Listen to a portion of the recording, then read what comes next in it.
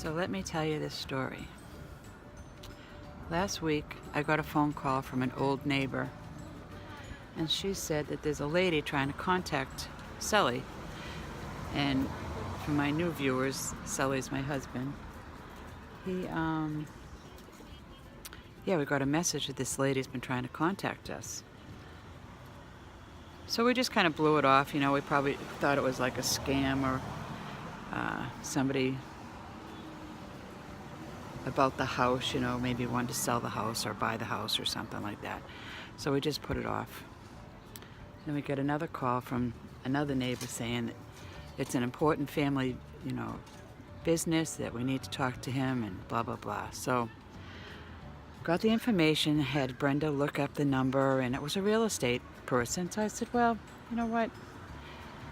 Just let it go. It's probably somebody wanting to sell the house. Good morning, you guys. I just crawled out of bed like 10 minutes ago. I probably have old mascara on my face, but I'm exhausted. Trying to wake up, having some coffee. I don't know if you guys, you saw this mug. Anyways, I realized last night that all this, I explained the whole situation yesterday to you about Sully, and it didn't record. Jeez. So I left off at telling you, boy, I really should go back to bed. It's only 6:30 on Sunday morning. Anyways, I'll get back to my story. So I contacted this person who had the same last name as Sully, and she was saying that she was a family member, a cousin of his, and going on about different uncles and aunts and blah blah blah and stuff like that. And she really couldn't get into more details, but she said it was exciting news and she needed to talk to him and stuff. So I'm like, this is the strangest story. So Sally got home from work, and I told him all this story, how she's saying that she's your cousin and stuff, and he's like, I don't have a cousin with that name. So I said, well, you know what? Call and find out what it is, what's going on and everything. So come to find out, she is a sister of his and his brother Tom that neither one of them knew they had. So he was like, shocked, and they had the same father, but different mothers. She was put up for adoption when she was 3, and she found out about it through Ancestry.com and did DNA testing and all the other extras that go along with it. So, yeah. Weird, right? So then they're trying to figure out when, all this happened. Was his mom and dad married at that point, or was it before? And so I guess this happened 2 years before Sully was born. And before his mom and dad met. So, anyways, make a long story short, they spent hours on the phone jibber-jabbering about the good and the bad and the ugly of the family, blah, blah, blah, blah, blah. And so yesterday we met up and we went out to dinner, and I still heard more of the family, good, bad, and the ugly. And I'm sure everybody's got skeletons in their closet, but I think I heard them all and dug everything up yesterday. Holy moly. So the sad part is that, his brother passed away not too long ago at 50. I don't know if I told you guys. I think I did tell you guys. He was 50 years old. He had a stroke and ended up having brain surgery because he had a huge clot in his brain. they thought he was going to make it, but he passed away like the next day. So that was really sad. And they weren't close at all. They had another one of the, the, I don't know, Irish temper grudges that these, whatever. But, but he was only 50, and he was the youngest. Sully's the oldest. He's, only a year older. 1 year and 9 days exactly. But, yes, Sully's younger than I am. Yes. 7 years younger than I am. Anyway, that doesn't matter. But she was, sad that she never got to meet, Tom. So, can you believe it, though? What a crazy story. So, we went out to dinner at this smoke shop place, and they had, like, all meat and chicken and pork and blah, blah, blah, blah, blah. All stuff that I don't eat. And I'm like, you gotta be kidding me.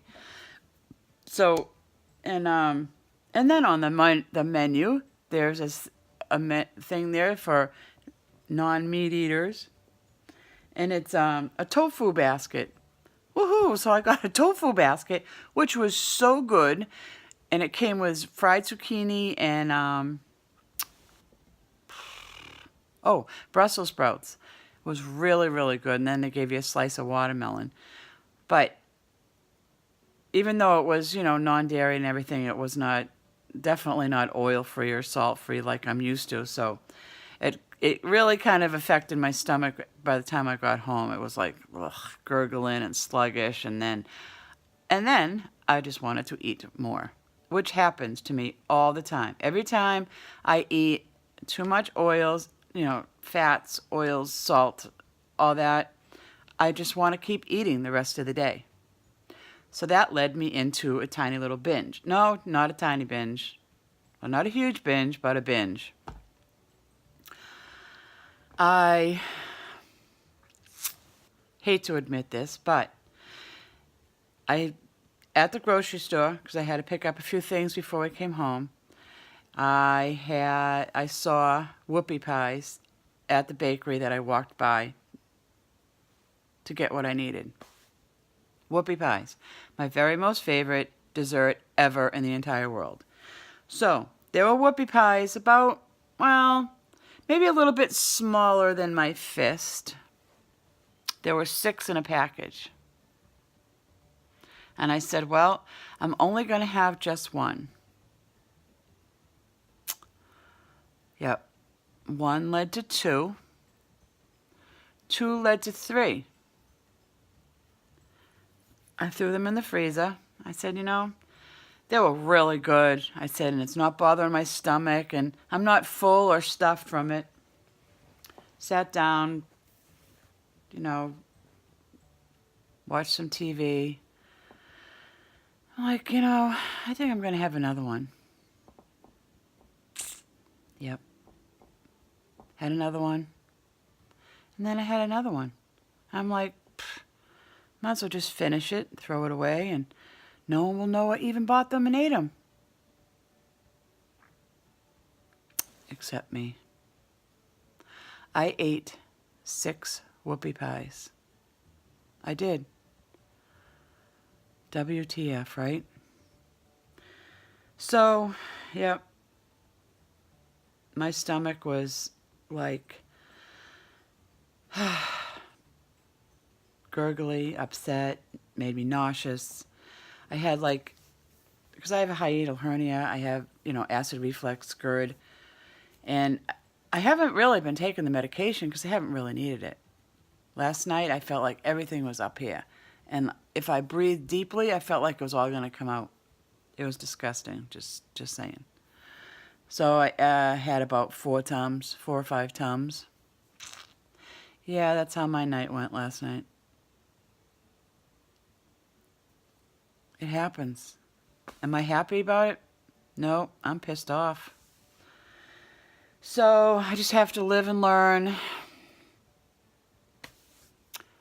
I would have been completely fine if I didn't go to the store. Because there's nothing in here that will sabotage my healthy eating. I mean, the day before I already ate the chocolates. I think I took a picture of that, I'm not sure. But I had leftover chocolate Easter eggs. I knew where they were. I ate 3, and then 3 more. And you know how that goes. I gave them to Brenda, told her to put them in her room. I found them.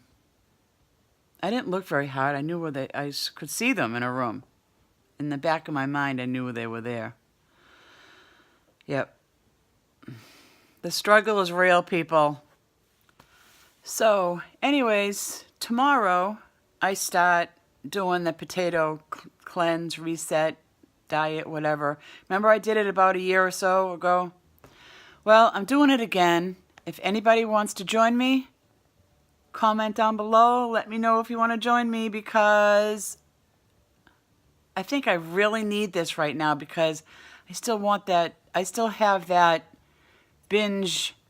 little binge buddy in the back of my head. So I need to get rid of it again. So if anybody wants to join me in the potato cleanse, or I don't know what you want to call it, potato cleanse, potato diet, potato reset, eating potatoes, I'm going to do it for 7 days. I think 7 days will get me back on where I need to be. So come on and help me, or join in the fun of just eating potatoes every day, all day, every day. When you're hungry, you eat a potato. When you're not hungry, you eat a potato. If you're bored, if you're tired, if you're anxious, if you're mad, and any type of emotional eating, you eat a darn potato. That's the plan. I'll see you soon. Bye.